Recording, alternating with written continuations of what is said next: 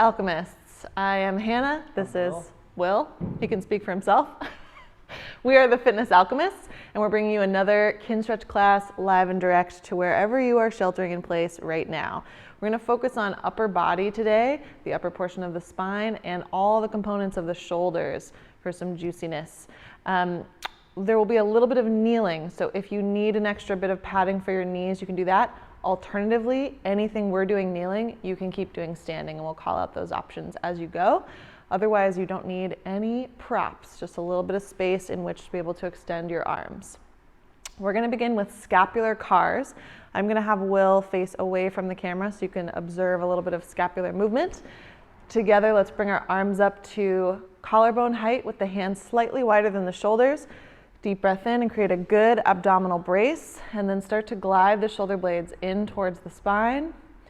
Slide up towards the ears like a shrug. Spread wide away from the spine, pushing your knuckles forward, and then pull down towards your waist. Keep going in that same direction. You're on the clock. In, stay in to glide up, stay up to spread wide, stay wide to spread down. Keep it going. Find your 1 mile per hour pace. Try to keep expanding the size of the circle, even a millimeter each rep. And then pause wherever you are and reverse direction. Make sure you're still breathing.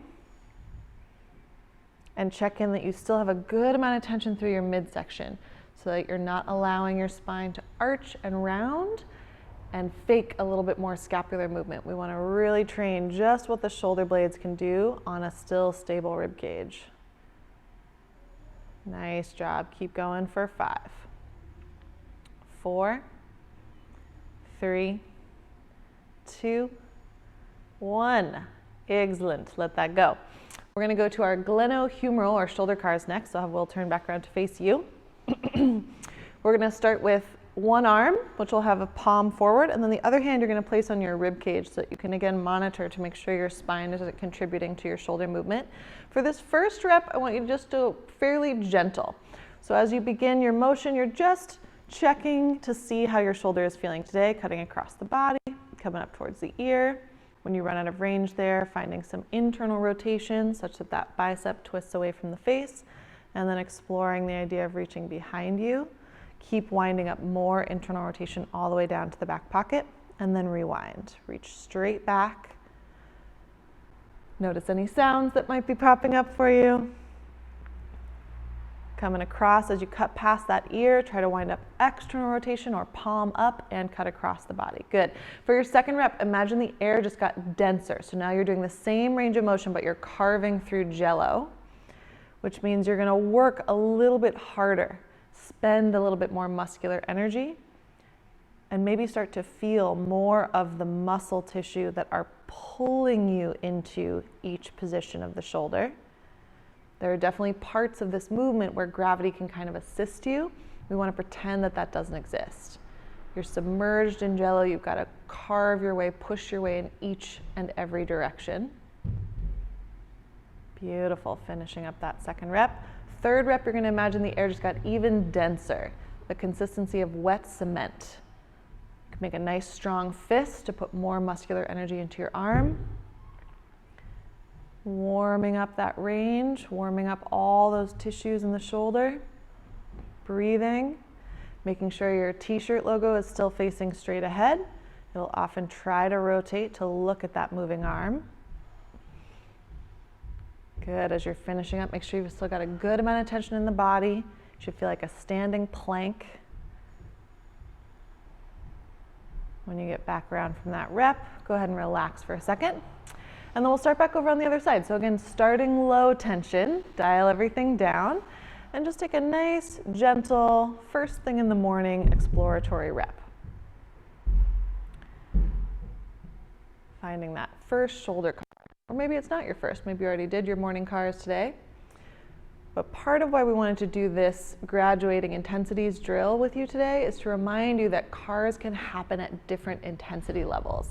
They can be a gentle flush for your system, checking in with yourself, or they can be more of an intense strength training effect. Second rep, Jello, carving through with that medium intensity, spending a little bit more muscular energy, making sure the body's still staying on tension, making sure you're still breathing around your abdominal brace, wringing out as much rotation as you can at those rotational checkpoints. And then third and final rep, make a strong fist, ramp up more tension in the body, and then carve your way through wet cement. So this is going to slow you down a little bit. It's going to cost way more muscular energy. Might even limit your range of motion a little bit, but I want you to fight for the same range that you had found before as best you can, without anything else contributing. So as we work harder, we want to keep working hard in the joint in question, right where that humerus meets the shoulder, not allowing any rotation, flexion or extension of the spine.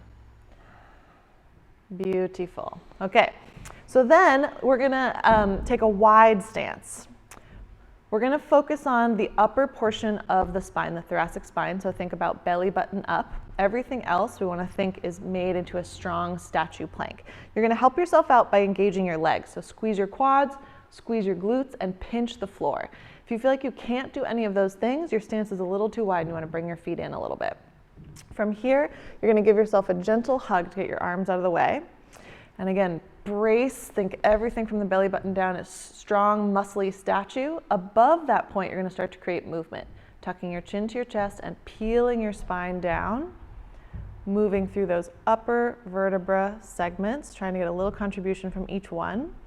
Pause and then rotate to your right, twisting your t-shirt logo but keeping your belt buckle facing straight ahead. When you can't get any more twist, start to side bend and then extend, growing your spine up tall. Stay tall to rotate to the new side and then side bend on that new side and wrap yourself back around to the front. Pause there and rebuild one vertebra at a time, coming back up tall. Beautiful. Reinvest in your lower body. Quad squeeze, butt squeezes, feet pinch the floor, peel down again. This time you're going to rotate to the left. Twist that t-shirt logo, keep pinching the floor, don't allow your belt buckle to come along for the ride. Side bend and extend, growing your spine tall, lifting your t-shirt logo up into your crossed wrists. Stay tall and rotate to the new side. Side bend on the new side and wrap yourself back around to the front and stack your spine up tall. Beautiful. We'll be coming back to that one for some more goodness. Right now you're going to move into a quadruped position. So this is where if you need a little extra padding for your knees, you could grab it. We're going to move the shoulder blades through some of the pieces of the scapular CAR. So here I want you to take a good breath in, set your hands a little wider than under your armpits. We mimic that V position from before. Give me strong straight arms and a good braced midsection. And then from here, we're going to just slide the shoulder blades together towards the spine and apart away from the spine. So we're exploring that piece of our scapular CAR, retraction and protraction. Now, because the hands are fixed, your chest is going to move. You're going to feel yourself move towards the floor and then away from the floor as you push your shoulder blades apart. And just really use this as a time to max out what you can do in either of those two directions. Next time the shoulder blades get squeezed, stay there. Keep the shoulder blades squeezed in tight to the spine and now slide up towards the ears like a shrug and down towards the waist. Back and forth like that.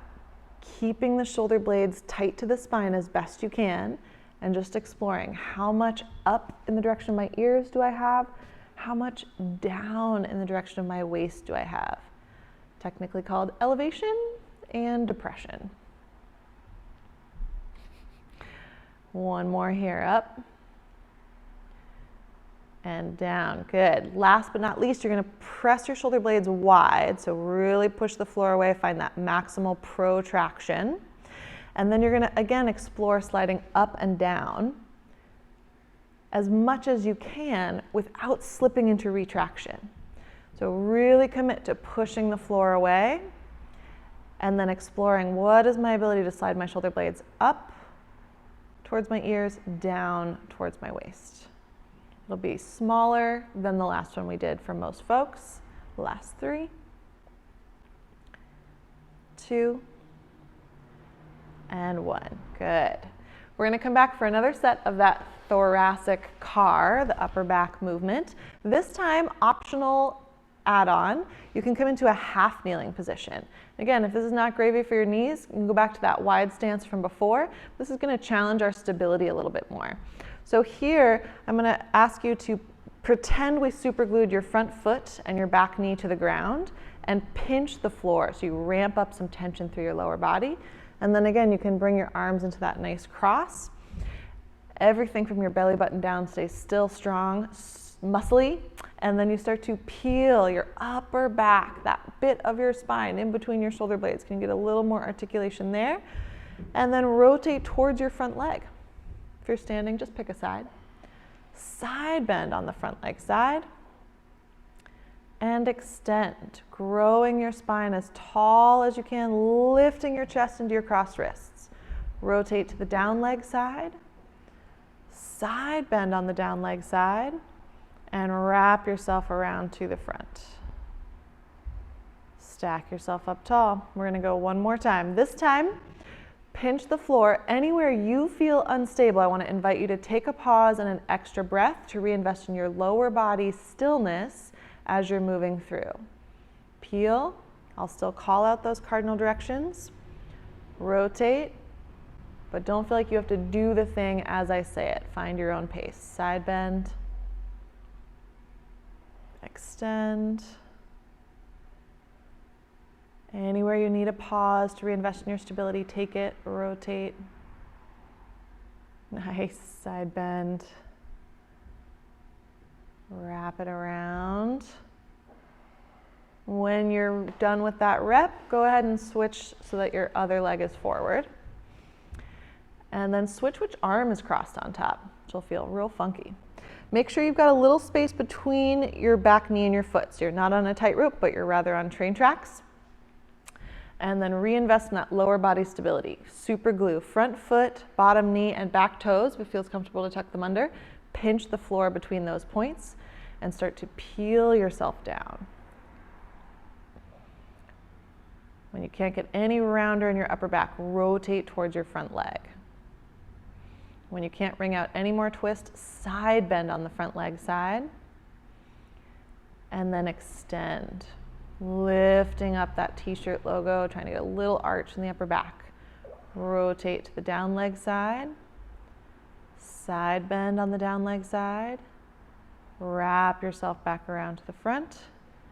And stack your spine up tall. And just in case you weren't breathing, go ahead and take a deep breath. Yes. Good. So this round, finding your own pace, moving through those directions. I'll still call them out. Feel free to take a pause anywhere you need to. And that could be anywhere you feel stuck in your spine. You want to give it an extra chance to move. Or anywhere you feel your lower body stability lag. And you want to reinvest in it.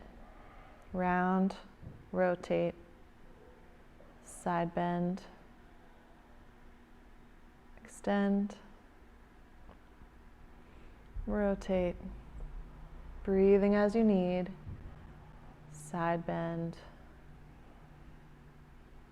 round. Lovely. Good, good, good. All right, when you're ready, we're going to come back to our quadruped. We're going to do another set of our scapular breakdown movements, and here we have an optional add-on. So if the last one felt like a good challenge, you can stick with keeping the knees on the floor. We're going to go 20 seconds each direction, and we'll take a little break in between. What I'd like from everyone, regardless of if you take this next add-on, is that you imagine that you're putting more muscular energy into this. You're making it feel more active, more like strength training. If you'd like, you can add on that the knees hover, which will add more loading from gravity, or you can keep the knees down and just add that internal intensity. Here we go, 20 seconds. Together and apart. together and apart. Find your own pace, but keep exploring, pulling the shoulder blades together, pulling your chest towards the floor, pressing the shoulder blades apart, pressing the ground away from your chest, or pressing your chest away from the ground. Last 5, 4, 3, 2, 1. Little rest. Good. If your knees were hovering, go ahead and rest them down. Reset. Feel your neck long and easy. Feel your shoulders connected to your rib cage. If you're adding the knee hover, go ahead and do that now. If not, just give me a good brace through your body. Shoulder blades squeeze into the spine and slide up and down. Up and down. Up and down. High tension, pulling your shoulder blades up, pulling your shoulder blades down, keeping them squeezed tight to the spine for 3, 2, 1. Take a little rest. Good. Reinvest. Strong body tension. So even if you're not adding that knee hover, you should be braced such that somebody nearby you couldn't come over and budge you. Good. Set yourself up. And last one, wide shoulder blades, slide up and down. Up and down. Beautiful. Up. You got this. And down. It's going to be a little smaller. Just get what you can get. Last 10 seconds, team. Keep breathing. Nice. 3, 2, 1, and rest. Excellent. All right. We're going to move into a little sequence here to prep us for our swimmer's hover. So working a little bit more with rotation of the upper arm bone.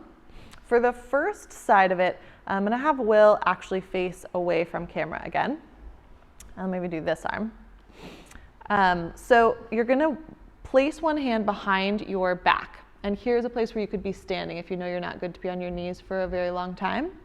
Just go ahead and find a standing position.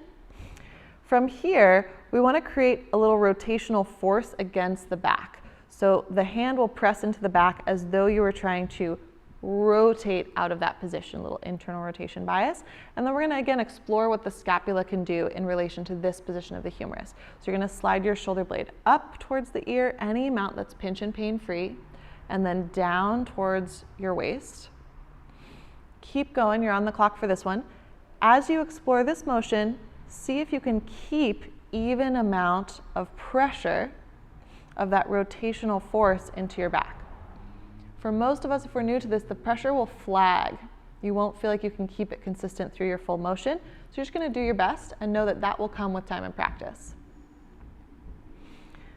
Nice. Next time you get the shoulder blades settled down onto the rib cage, keep it there. Maintain. And now, give me a good brace through your midsection so your spine doesn't change shape. Rotate the arm in the opposite direction such that your wrist might come off your back or at least get light in its pressure, and then set it back on. We'll do that again. Working for time, you can find your own pace here, rotating off of the back, finding any amount of lift off of that wrist, and back down. Nice. And this is going to be a small movement, so you might not see much here in the camera, but know that Will's wrist is coming right off his back just a little bit. And depending on what your range is, your wrist might get light or it might come all the way off, and either of that is fine. Just want to get that rotational effort. One more here. Now hold that wrist lift and then see if you can extend your elbow all the way out to straight and then bend it back in. Good. Keep going with that. Extend out. Keep pulling that shoulder blade down. Will's doing a great job of this, but I'm calling it out in case folks at home are feeling that shrug start to slide in. Breathing in there somewhere. Keeping the front ribs knitted. Last 5. Finding your own pace with this elbow bend and extend. 4, 3, 2, 1. Set back on and relax. Woo! Spicy. Okay, so then let's do the other side, and Will, let me have you face yonder. Yeah, exactly. Maybe slight angle here. Okay, perfect. So here we are. Will's sitting up nice and tall, getting a good abdominal brace, finding the place where he can have his fist on his low back. that feels safe still to this shoulder joint. Obviously, the higher up you go, the more intense it's going to be. The lower down you go, the slightly less aggressive an angle it's going to be. We want you to find somewhere that feels interesting, getting close to an edge, but nothing that makes you feel nervous or uncomfortable. And then from here, we're going to create that rotational pressure into the back, as though he would try to unwind if his back weren't in the way, and then start to move the shoulder blade up and down. Good. Up and down. You're on the clock. Find your own pace with this, exploring as much lift and as much lower as you can, trying to keep your rotational pressure of the wrist as even as you can. Last 3, 2, 1. Settle that shoulder blade down onto the ribcage as best you can. Reinvest in bracing your midsection, and then reverse the rotation of the upper arm bone such that your wrist might come off just a little bit and back on. Keep playing with that little rotational lift off at your own pace. As you lift off, check into that shoulder blade. One way to get the wrist to move is to hike it. We're not interested in that right now. Yeah, there's a good bad rep example. Keep the shoulder blade on the rib cage and explore what is my option to rotate from here. Last 3, 2, 1. Hold your next lift off. Park that elbow right where it is in space and just extend your arm out from there. Whoop, that's the sound of it. And then bend it back in. Exactly. Keep working with this. You're on the clock here. Extending the elbow, bending back in at your own pace. Check in that you're not starting to do this from your neck. Really want all this work to be more in the back of the shoulder, tricep, midsection, working hard to keep you stable. Last 5, 4, 3, 2, 1. Bend in with control and set down. Zowie, zow, zow. All right. So last but not least, we're going to put all of those pieces together. Just 3 awesome reps of your double-armed swimmer. And with this one, if any portion of the range of motion feels sketchy or unsafe for you, you can just carve that portion out. So for example, we're going to be coming up and back by the ears. If that starts to feel like weird territory, you get any pinchiness in there, just park and then meet up with us as we get back through this section that works well for you. All right, so standing or kneeling, whatever feels best to your body. First thing we want to do is set ourselves up for success by creating a good brace. Both hands are going to be behind the back on that internal rotation position. Shoulder blades on the rib cage, and then lift the wrists off. Get those elbows as far back as you can, wrists off the body or light on the body. Extend both elbows out. Pause here. Rotate.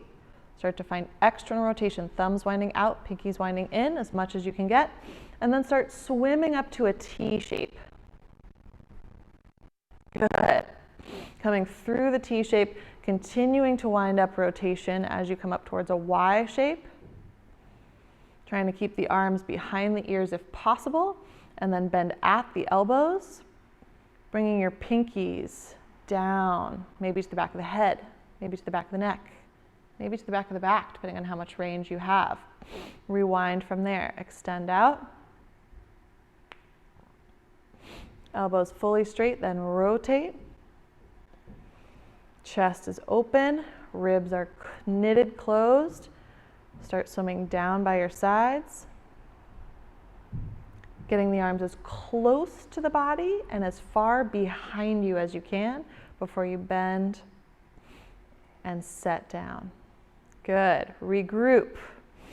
Deep breath in. Repack that good abdominal brace. Glide shoulder blades down onto the rib cage. Pull elbows back and lift wrists off. Extend the arms out. Good. Nice straight elbows. Rotate. Start to swim out to the sides. Imagine you could grow your wingspan here as you come through that T shape. You could grow that arm bone right out of the socket. Really training all that shoulder space. When you get to your Y shape, bend at the elbow. Bringing pinkies down and set down here. Good. Regroup. Midsection brace, lower body tension to support what the upper body's doing. Open up those elbows as wide as you can, and then fists come off. Extend out. Fully actively straight elbows. Rotate. Thumbs winding forward, pinkies winding back. Keep asking for more rotation all the way down as you swim down. Getting arms close to the body, behind you, and then bend at the elbows. 2 out of 3, we're doing great. We got one more to do. 3rd time's the charm. Here we go. Easy neck, hulked out midsection. Give me a good brace for your last one. If you've been saving anything, spend it now. Elbows come back, shoulder blades stay on the ribs, lift off. Extend, rotate. Start swimming out to the sides. Wider, stretching, growing. Yes, breathing. Good. Keep rotating as you come up to that Y shape. Bend at the elbows. Find pinkies somewhere on the back of the body. Set down. Just got to get home. Reinvest. Midsection brace. Elbows open up. Lift off. Yes, extend. Rotate. Swim wide. Good. Keep breathing around your braced abdominals. Can you get the arms any closer to your body? Any further behind you as you get warmed up? Yes, nice, Will. Bend at the elbows and set down and relax. Nice work. Enjoy your shoulder spice, and we'll see you for the next one.